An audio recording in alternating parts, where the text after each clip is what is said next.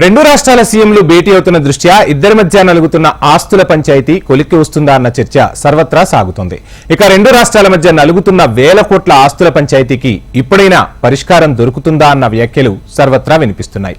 గతంలో ఉన్న ప్రభుత్వాలకు ఇప్పుడు అధికారంలో ఉన్న ప్రభుత్వాలకు తేడా ఉన్నందున మళ్లీ పాత పద్ధతిలోనే పంతాలకు పట్టింపులకు పోయి కాలాన్ని వృధా చేసుకుంటారా లేక సయోధ్య దిశగా ముందుకు కదులుతారా అన్నదే ఆసక్తికరంగా మారింది. మరి రెండు రాష్ట్రాల మధ్య నలుగుతున్న ఆ ఆస్తుల వివరాలేంటి?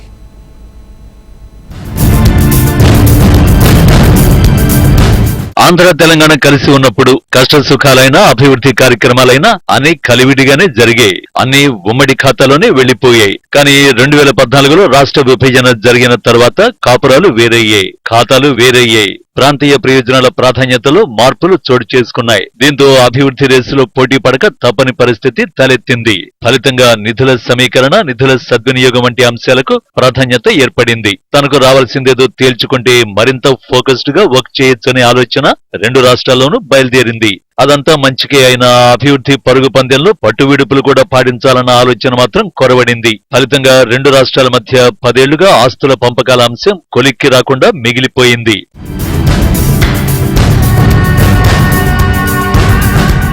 ఆస్తుల పంపకాల్లో రాష్ట్ర పునర్విభజన చట్టంలోని 9, 10 షెడ్యూళ్లలోని అంశాలే తలనొప్పిగా మారాయి. 9వ షెడ్యూల్లో ఉన్న Deccan infrastructure and land holdings DIL అనే సంస్థకి ఇచ్చిన దాదాపు 5,000 ఎకరాల భూమితో పాటు ఏపీఎస్ఎఫ్సి వంటి సంస్థల ఆస్తుల పంపకాలు కొలిక్కి రాకుండా పోయాయి. పంతాలకు పట్టింపులకు పోవడం వల్ల దిల్ కు కేటాయించిన 5,000 ఎకరాల భూములు ఇప్పుడు కోర్టు పరిధిలోనే పెండింగ్ లో ఉన్నాయి. దిల్ కు 2007లోనే అప్పటి ఉమ్మడి ప్రభుత్వం దాదాపు 5,000 ఎకరాల భూమిని కేటాయించింది.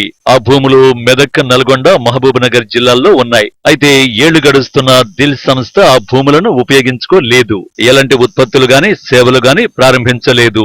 రాష్ట్ర విభజన జరిగిన తర్వాత Telangana chief commissioner of land administration ఆ భూముల పరిస్థితిపై వాకప్ చేశారు. వాటిని వాడుకోవడం లేదని తెలిసాక భూములు వెనక్కి తీసుకోవాలని కలెక్టర్లకు ఆదేశాలు చేశారు. దాన్ని ఏపీ సర్కారు సవాల్ చేసింది. తెలంగాణ హైకోర్టులో పిటిషన్ దాఖలు చేసింది. అయితే కేంద్ర ప్రభుత్వం ఆధ్వర్యంలోని త్రిసభ్య కమిటీ డీమెర్జర్ కు సూచించిన ఏపీ సర్కారు హైకోర్టులో పిటిషన్ వేసినందున డీమెర్జర్ ప్రక్రియ ఆగిపోయింది. ఫలితంగా దిల్ ఆస్తుల అంశం అప్పుడు ఎలా ఉందో ఇప్పుడు అలాగే ఉంది.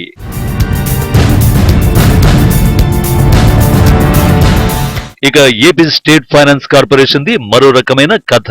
ఉమ్మడి రాష్ట్ర ఆర్థిక శాఖకు చెందిన ఆస్తుల అంశం పెండింగ్ లో పడిపోవడమే కాక రెండు రాష్ట్రాల మధ్య పంతాలు పట్టింపులు ఏ స్థాయిలో ఉన్నాయో కూడా చెబుతుందంటారు విశ్లేషకులు. గాజుల రామారంలో 270 ఎకరాల భూమి ఏపీఎస్ఎఫ్సికి ఉంది. నానక్రామ్గూడలో 6,219 చదరపు గజాల భవనం ఉంది. రెండు రాష్ట్రాలు కూడా పంతాలకు పోవడంతో రీఆర్గనైజేషన్ ప్రక్రియ కేంద్రం వద్ద పెండింగ్ లో ఉంది. గాజుల రామారంలోని భూములను 50-50 లెక్కన పంచాలన్న ప్రతిపాదనను తెలంగాణ తీవ్రంగా ఖండించింది. అలాగే నానక్రామ్గూడలో ఉన్న భవంతిని 40:60 లెక్కన పంచాలనే ప్రతిపాదనను కూడా వ్యతిరేకించింది. ఈ భూముల కేటాయింపు కూడా 2007లోనే జరిగింది. మొత్తం 271 ఎకరాలకు పైగా ఉన్న భూమిని ఎకరాకు 40 లక్షల చొప్పున 99 ఏళ్ల పాటు ఏపీఎస్ఎఫ్సికి లీజుకి ఇచ్చారు. అయితే ఆ భూములను కూడా ఆ సంస్థ ఉపయోగించలేదు. ఫలితంగా భూములు ఆక్రమణకు గురవుతున్నాయి. పలుచోట్ల కబ్జాలు జరిగిపోయాయి. ఆ లీజును రద్దు చేసి ఆస్తుల్ని ప్రభుత్వపరం చేయాలంటే రెండు రాష్ట్రాల మధ్య అవగాహన లేకపోవడంతో ఇబ్బందులు తలెత్తుతున్నాయి. అయితే ఆ భూములను ఇతర అవసరాల కోసం వాడుకోవచ్చని ఆయా జిల్లాల కలెక్టర్లు నివేదికలు ఇచ్చారు. తెలంగాణ ఆలోచనకు వ్యతిరేకంగా ఏపీ ఆ భూముల విషయంలో కోర్టులో అడ్డం పడింది. అయితే ఏపీ పెట్టిన కేసులు వెనక్కి తీసుకుంటే తప్ప ఫైనాన్స్ కార్పొరేషన్ ఆస్తులకు పరిష్కారం లభించే అవకాశం లేదంటోంది తెలంగాణ.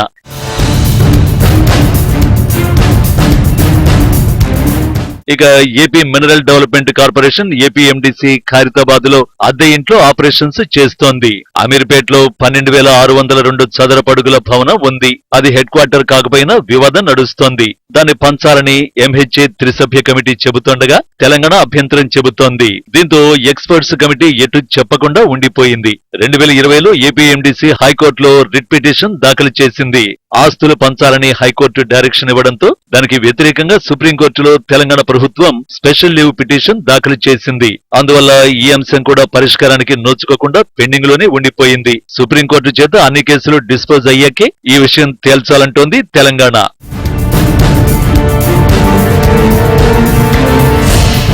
ఇక AP state council for higher education పరిధిలో ఉన్న ఆస్తుల పంపకం కోసం ఆంధ్రప్రదేశ్ ప్రభుత్వం సుప్రీంకోర్టుకు వెళ్లింది.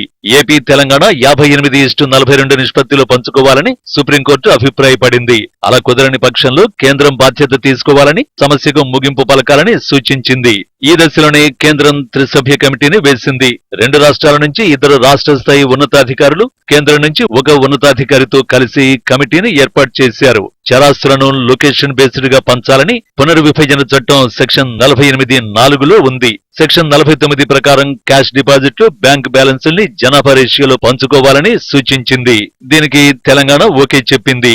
అయితే ఆంధ్ర మాత్రం ఏపీ హైకోర్టులో పిటిషన్ వేసింది. స్థిరాస్తులు, చరాస్తులు అన్నింటినీ 58:42 రేషియోలో పంచుకునేలా కేంద్రాన్ని ఆదేశించాలని హైకోర్టును కోరింది. దీంతో అది కాస్త పెండింగ్ లో పడిపోయింది. తెలుగు అకాడమీ ఆస్తుల్ని కూడా అదే పద్ధతిలో పంచాలని ఏపీ వాదిస్తోంది.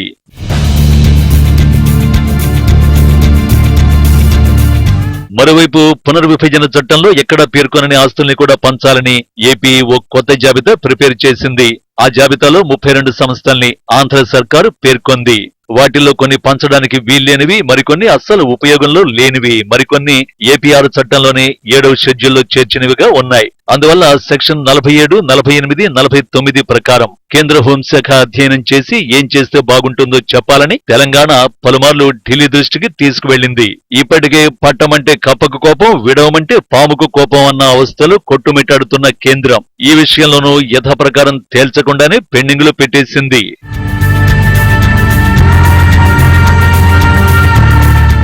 ఇలా 9వ షెడ్యూల్లో ఉన్న 91 సంస్థల్లో చాలా వరకు పెండింగ్ లో ఉన్నాయి. అటు 10వ షెడ్యూల్లో మరో 142 సంస్థలు కూడా పరిష్కారం కోసం ఎదురు చూస్తున్నాయి. 10వ షెడ్యూల్లో 142 సంస్థల్లో 122 తెలంగాణలో ఉండగా 16 సంస్థలు ఏపీలో ఉన్నాయి. మరో 4 సర్వీస్ సెంటర్లు తెలంగాణలో ఉండగా మిగిలిన సర్వీస్ సెంటర్లు ఏపీలో ఉన్నాయి. అయితే ఈ సంస్థలకు ఓనర్షిప్ ఎవరికీ ఇవ్వలేదు. జనాభా ప్రాతిపదికన 2 కలిసి పంపకాలు పూర్తి చేసుకోవలసి ఉంది. కానీ 9వ షెడ్యూల్లోని ఆస్తుల విషయం ఎటు తేలకపోవడంతో 10వ షెడ్యూల్ ఆస్తులకు మోక్షం రాకుండా పోయింది. ఈ ఆస్తుల పంపకాలు కనుక జరిగితే ఎంతో ఉపయోగకరంగా ఉంటుందని ఏపీ భావిస్తోంది. ఇటు తెలంగాణ కూడా త్వరగా సమసిపోవాలని భావిస్తోంది. ఈ 10 ఏళ్లలో అడపాదడపా భేటీలు జరిగాయే తప్ప చిత్తశుద్ధితో అడుగులు పడలేదన్న అభిప్రాయాలు ఉన్నాయి. కేసీఆర్ హయాంలో ఏపీ నుంచి చంద్రబాబు, జగన్ 2 ముఖ్యమంత్రులుగా పనిచేశారు. అయితే ఉమ్మడి ప్రయోజనాల దిశగా ఆలోచనలు సాగకపోవడంతో ఒకరి ప్రయోజనాలు ఒకరు దెబ్బతీసుకునేలా వ్యవహరించుకున్నారన్న అభిప్రాయాలు వినిపించాయి. ఇప్పుడు పరిస్థితులు మారడంతో అందరూ 2 సీఎంల భేటీ వైపే ఆసక్తిగా చూస్తున్నారు. రాష్ట్ర విభజన జరిగి 10 ఏళ్లవుతున్న సింగరేణి సంస్థ విభజనలో చిక్కుముడి మాత్రం వేయటం లేదు. వివాదాల్లో కొనసాగుతున్న వాటిల్లో అప్మెల్ సంస్థ కూడా ఉంది. ఈ సంస్థకు పెట్టుబడులు పెట్టింది సింగరేణి సంస్థ. కానీ ఇక్కడే అసలు ట్విస్ట్ ఉంది. ఆ సంస్థ తమకు చెందిందేనని ఆంధ్రప్రదేశ్ వాదిస్తోంది. మరి ప్రధాన ఆస్తుల్లో ఒకటిగా భావిస్తున్న అప్మెల్ సంస్థ ఆస్తులు ఏ రాష్ట్రానికి చెందుతాయి? Watch the story.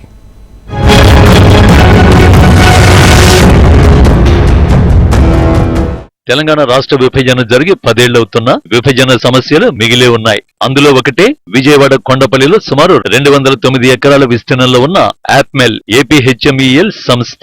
దీన్ని Andhra Pradesh heavy machinery engineering limited గా చెబుతారు.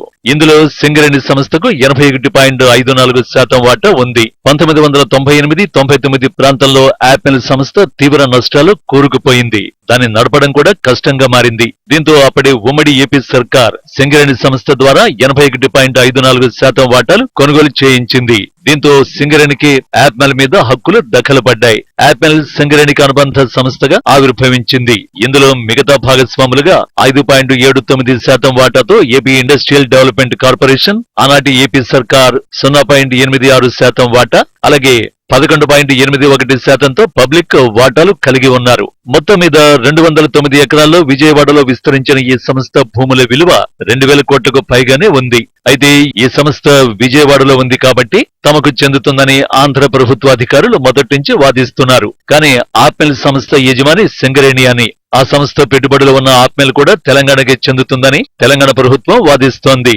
దీంతో ఆప్మెల్ సంస్థ ఆస్తుల అంశం ఇప్పుడు ప్రధాన వార్తాంశాల్లో ఒకటిగా మారింది.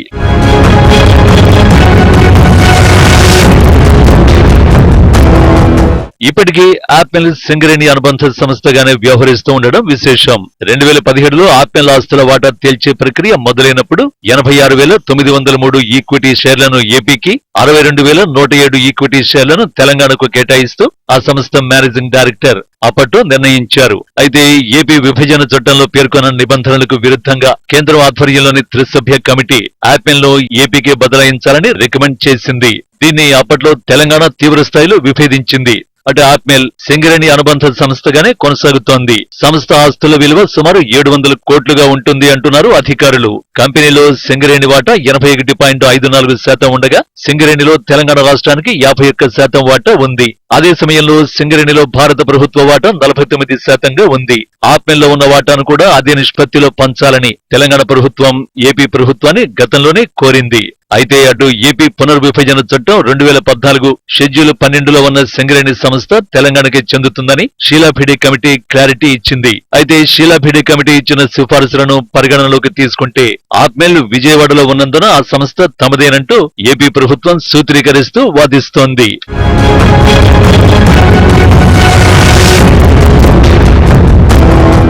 ఆప్మెల్ సంస్థ విజయవాడలో ఉన్నప్పటికీ అందులో పెట్టుబడులు మాత్రం సింగరేణి సంస్థ పెట్టింది కాబట్టి ఈ విషయంపై తెలంగాణ ఏపీ మధ్య అవగాహన కుదరడం లేదు. ఏపీలో సంస్థ ఉన్నందున అది తమదేనని వారు అనడంతో రెండు రాష్ట్రాల సంస్థల విషయంలో పరిష్కారం దొరకడం లేదు. అయితే సంస్థను ఏపీకే కేటాయిస్తే తెలంగాణతో పాటు కేంద్ర ప్రభుత్వం కూడా నష్టపోతుందని తెలంగాణ వాదిస్తోంది. సింగరేణిలో తెలంగాణ వాటా 51%, కేంద్రానిది 49% ఉంది. అదే నిష్పత్తిలో ఆప్మెల్ వాటాలు తీసుకోవాలని టీజీ అధికారులు అభిప్రాయపడుతున్నారు. ఇదే విషయంపై సింగరేణి యాజమాన్యం గతంలో కేంద్ర హోంమంత్రిత్వ శాఖకు లేఖలు కూడా రాసింది. పార్లమెంటరీ స్టాండింగ్ కమిటీ ముందుకు కూడా ఈ విషయాన్ని తీసుకువెళ్లారు. అయినా పరిష్కారం మటుకు దొరకలేదు. మరి 10 ఏళ్ల తర్వాత రెండు రాష్ట్రాల ముఖ్యమంత్రులు మనసు విప్పి మాట్లాడుకుంటుండగా ఆప్మెల్ ఆస్తుల అంశానికి పరిష్కారం తప్పక దొరుకుతుందన్న అంచనాలు వినిపిస్తున్నాయి.